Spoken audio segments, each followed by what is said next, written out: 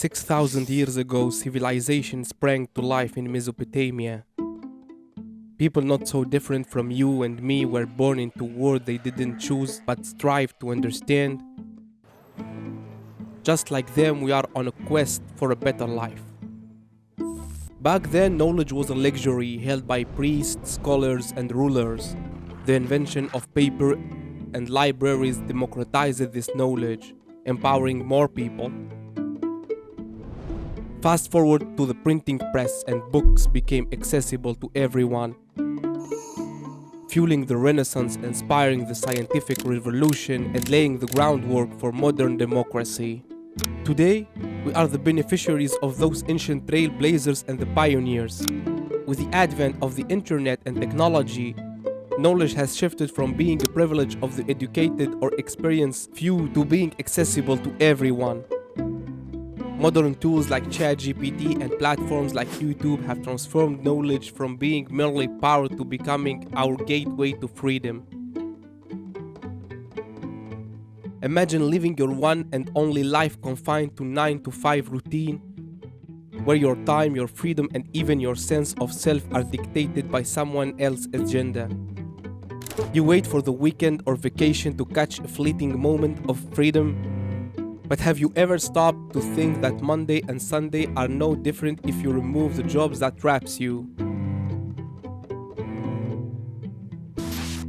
This technological evolution offers a way out. It opens up new avenues for us to explore, freeing us from traditional constraint. It's a wake-up call to realize that if we are not careful, we could reach old age without ever truly living. Our years slipping away unnoticed. Your life is yours to live, not just on weekends or vacation, but every single day.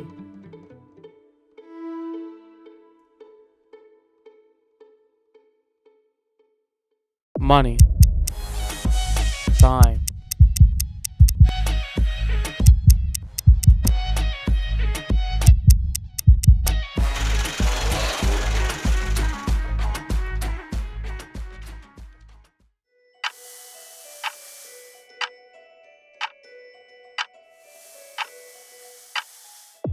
money, wealth, financial freedom. These phrases are often thrown around as if achieving them is a simple task. Gurus and so-called experts would have you believe that it's as easy as buying a course, attending a free seminar, exploring a side hustle they claim is foolproof, or even listening to them shout motivational phrases at you. But the reality of building wealth, not just making money, is far more complex than what's commonly portrayed. Now, I want you to remember when you were a child, sitting at the dinner table with your family, echoing the words of your teachers and other adults you have met, seem to have a plan already laid out for you. Go to school, get a degree, and find a secure job. Work there until you retire. It's as if there is only one script, designed to keep you in a never-ending cycle of consumption, without ever considering the production side of things. You agree with the idea, but somewhere in the back of your mind a question remains. Is this it? Is this the only path? You can't help but wonder about those individuals you hear about, the ones making millions or even billions. Are they extraordinarily lucky? Or do they know something you don't know? The search for financial freedom and wealth is a goal for most of us, mainly because money tends to be the source of our worries, frustration, and anxiety. Despite this common desire for financial freedom, the story we have been told ensures that we'll never get the chance to question our lifelong commitment to a boss or an organization. Now, what if we shift our perspective? Imagine growing up in a household where the conversation around the dinner table wasn't about a stable job, but about creating multiple income streams, adding value to the market, and building generational wealth. Your parents wouldn't tell you to save for retirement. They would teach you to invest in assets that will pay you even when you are not working. This is a reality for some, a completely different script that challenges our current situation. Question: am I just a product of my economic and cultural environment? Or do I have the ability to venture out and see the other side of the coin? Achieving mental freedom is the first step toward financial freedom, by questioning the norms and stories we have been told. And by diving into books or podcasts that expand our understanding, we open our mind to new dimensions and opportunities for creating wealth. We can begin to take control of our destiny rather than letting it be dictated by external forces.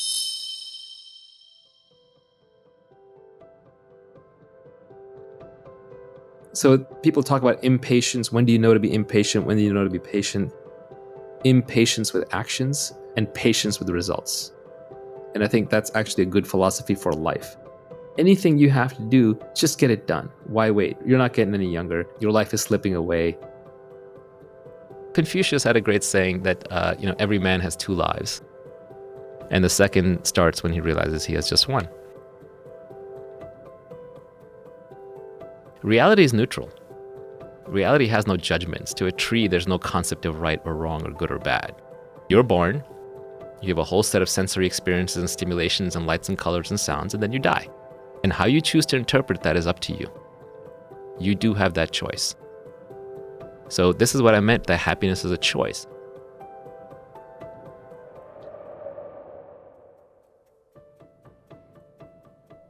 When we say time, what is the first thing that comes to your mind? A clock ticking, perhaps the transition from night to day, or maybe you're gonna say time doesn't truly exist. But first, let us see how we really treat time. As individuals, we treat our time as if infinite. We give it away to things that don't even make sense. Think about it. We might spend hours absorbing the news, scrolling through the lives of others who only showcase their highlight reels, watching people traveling and you don't, watching people partying and you don't, watching people buying expensive things and you don't, leaving us feeling like we are missing out. We find ourselves caught in a loop of social media, sports, binge-watching series, or lost in video games. But hold on a second. Isn't the goal here to create your own wealth? To break free from 9 to 5? To choose your life day by day? How can we expect a different result when we are doing all of this? Really, think about it. What responsibility are we taking to make that happen? The answer is clear: nothing. But I need to tell you a big truth. Death is always waiting, ready for our time to end, and the world will keep spinning whether we are here or not. Your friends and families will keep living whether you are around or not. And the politicians, celebrities, and sports stars we spend so much emotion on don't even know we are there. We are just another face in the crowd to them, and they will keep on living whether you watch them or not. That's one of the biggest problems in our society today. We're all trapped in a cycle where time is not valued at all. We waste it as if we are going to live forever. But in reality, the past is no longer here, and the future has not yet arrived. There is only the present, and the present is eternity.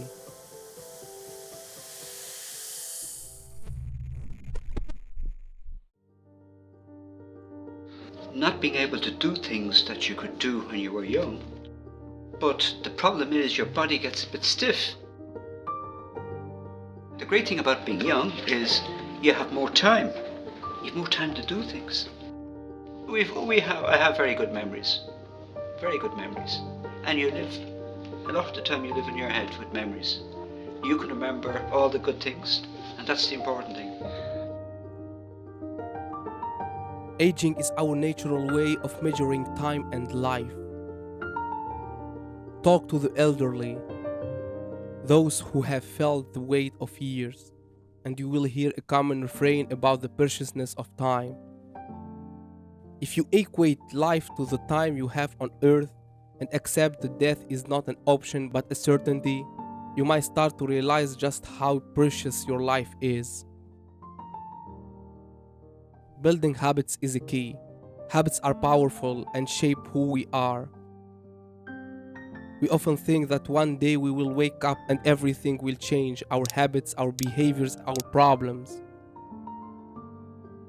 But the reality is different. Habits are atomic.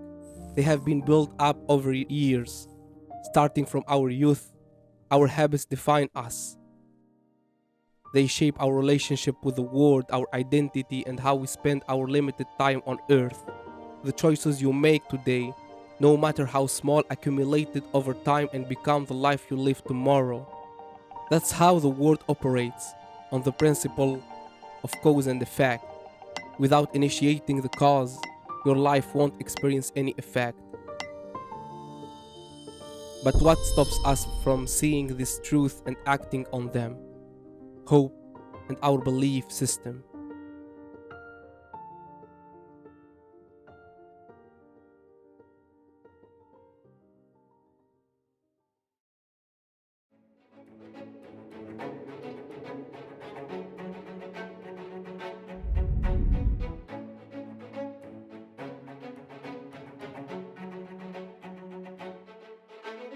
Hope can be our biggest enemy.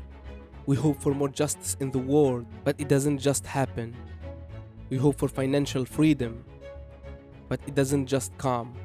We hope to end our bad habits, but they persist. We hope for an eternal life, but we know just one. Often, hope is just an excuse to avoid taking responsibility and to start changing the world by altering our perspective and interaction with it. Hope often persuades us not to accept the reality of the world as it truly functions. The second part is our belief system, which was instilled in us as children and teenagers by our parents, the media, society, politicians, and of course, the educational system. Family and people around us often say things like, that person is evil, or they just got lucky, simply because someone is wealthier or more powerful than they are. Envy drives our beliefs. We don't understand the narrative and belief system that accompanies those people. It's easier to judge than to understand. That's how ignorance operates. The people around you want you to buy into the same beliefs they hold, ensuring these convictions are perpetuated through generations. However, they often don't realize that these are merely their perspectives. Many have not taken the opportunity to ask the right question that could lead to genuine understanding. Instead, they find it easier to cast blame on others rather than accept responsibility. And this mindset is instilled in their children and fellow citizens. But in reality, our education stops when we receive a degree. The belief system makes you think that reality is what we are told when we are young. But that's absolutely wrong. It's just a narrative that we have come to believe. If we continue to educate ourselves, we will find that there are other ways. But we might not accept it because our ego is more powerful than the truth. Our human nature is wired for safety and avoiding risk and fear. It's a survival instinct. But the risks and fear we face today aren't about life and death. They are financial or social. The fear of the unknown and the fear of failure still stop us. We worry about what others will think of us. But in reality, they don't care. We remain dependent on the opinions of others, giving up our sovereignty, all because we let our belief systems make decisions for us. All these factors mold our understanding of money, time, habit, education, and our interaction with others. Once we engage in the process of self-improvement and take responsibility, the hope for financial freedom starts to become more attainable. We increase our chances of encountering life-changing opportunities, turning hope and luck into a plan and a reality.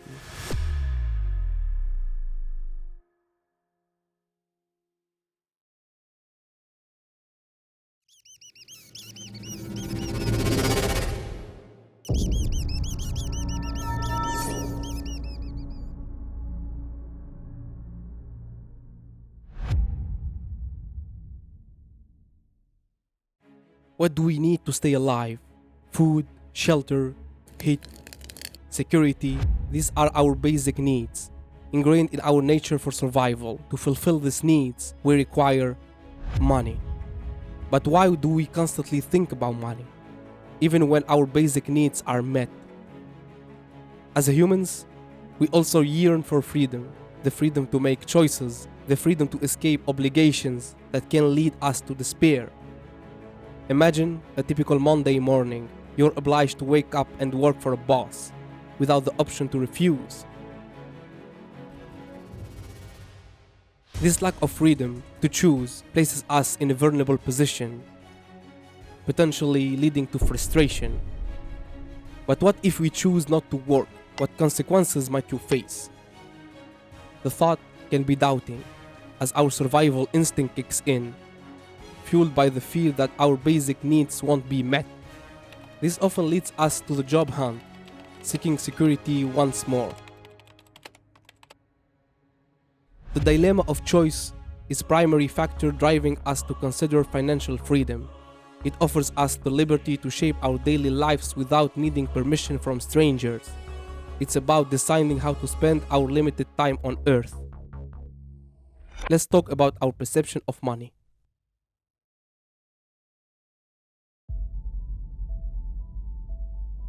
Money is either a piece of paper or a digital number on a screen that enables us to purchase goods and services we find valuable. To facilitate transactions, we use a currency that we trust, because we trust the issuing state and its stability. Money is earned through the time we spend working. We exchange our finite time for cash. If we don't work, we don't get paid. Often, we believe that working more will earn us more. This reflects the idea that we are working for time, not that time is working for us. We are not seeking future freedom. We are after immediate rewards, to have the ability to spend that money sooner rather than later. What about our personal experience with money? Understanding spending is a key to financial freedom.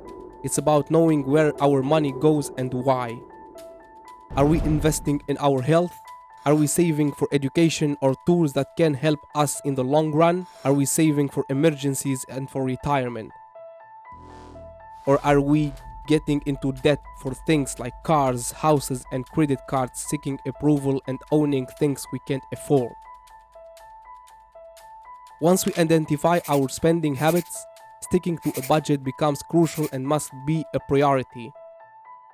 Managing our money well, not just earning more, is essential for the creation of wealth and staying away from financial trouble.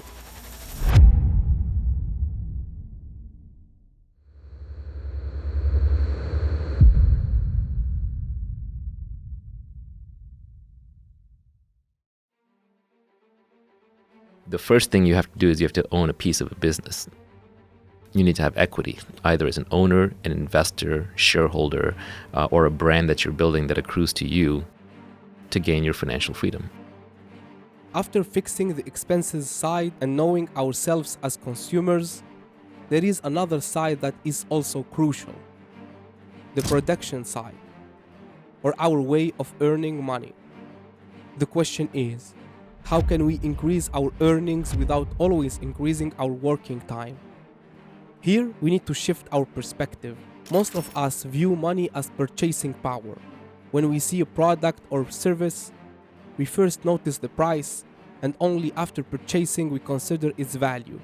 If we start valuing things for their worth first, we can begin to understand the other side of the coin. As consumers, we represent a part of the demand. We are potential clients, willing to buy goods or services for a specific price. But if we shift to the perspective of the supplier, from the eyes of the person or group who created the product we want to buy, we start seeing a different story. So, what about the people behind this? These people work to understand the need or problem we are willing to pay for. They know there are people like us searching for these products, and they try in many different ways to find us and make us clients. They make us think that by buying their product or service, make us achieve what we want to achieve. They make us buy things that speak to our desires. The people behind the scenes try to catch our eyes, maybe through colors they use, a brand, a design, a cause, or a goal we want to achieve. They provide video explanations, clear writing, clear pictures of the product, and an idea of how we can use the product. All of these are strategy by the people behind the scenes to make us buy. They sell us something we desire, something we need, something that can help us solve a problem. We can do the same by working on listening, observing, and analyzing people to understand what they need, what they want, and what are their problems. We can use social media, our friends, surveys, forums, and other ways to search for what people are willing to pay for. Mastering this part takes time and careful attention. It means really getting to know the problems, needs, or desires people have.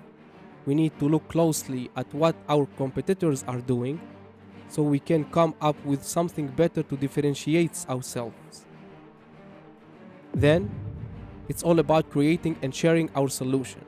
When we put our product or service out there, it's important to watch and listen to how people react. Feedback is a key. It helps us make changes and improvement, making sure what we offer really meets what people want and need, helping us grow and stand out from the crowd.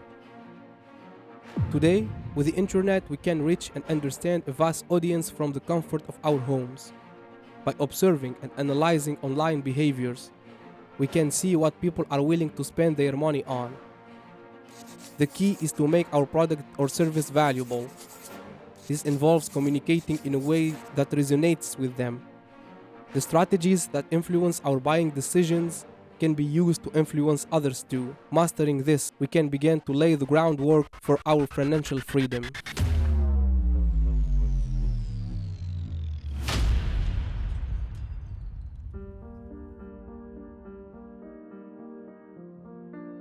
The path you take in life is your most important decision.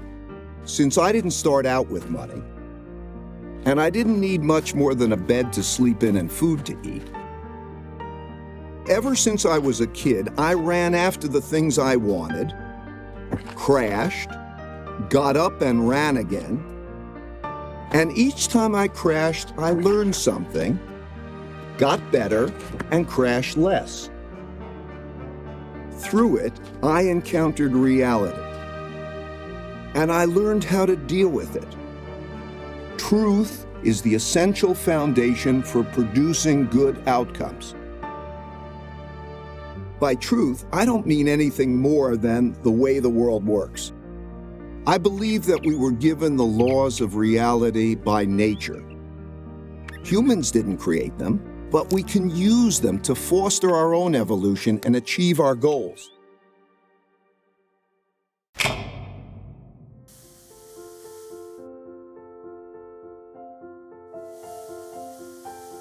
The quest for financial freedom is something many of us are seeking, aiming for greater autonomy and independence in our daily lives. I am on this journey too. I have tried to offer a fresh perspective on financial freedom, one that might inspire us to push our limits and think about it differently. To create a project, start a business, become creator, or embark on an entrepreneurial journey, there are crucial elements we need to understand and keep in mind. Education is a vital ally in this journey, improving areas like marketing, copywriting, negotiation, relationships, arithmetic, and perhaps most importantly, by listening, observing, and learning, we can begin our quest for solutions to give people the best value with the best quality. Understanding ourselves is vital. Who we are, what we want, and crucially, how we want to spend our time. These questions can prompt us to view ourselves from different perspectives and encourage us to distance ourselves from impulses and wasting our time on random pursuits that benefit the system controlling us rather than ourselves. Taking action and being responsible for our choices, both personally and towards others, is essential. Improving ourselves by spending quality time alone and with others, and striving for maximum happiness is a key. After all, true happiness is peace.